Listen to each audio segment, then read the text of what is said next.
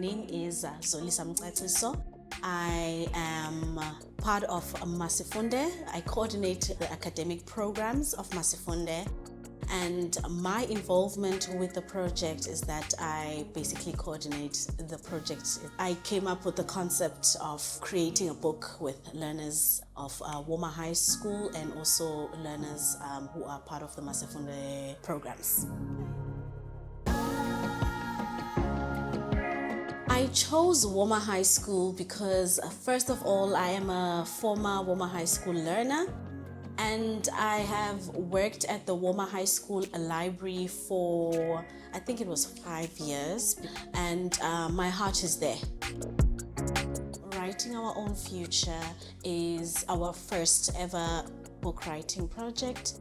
It is a collective anthology of poetry, life writing, and different forms of writing by kids of Woma Township who are part of Masifunde, and this is something that is life-changing for them. What we need now to get to our vision for writing our own future is we just need our book to be distributed out to the greater community, not only just Woma.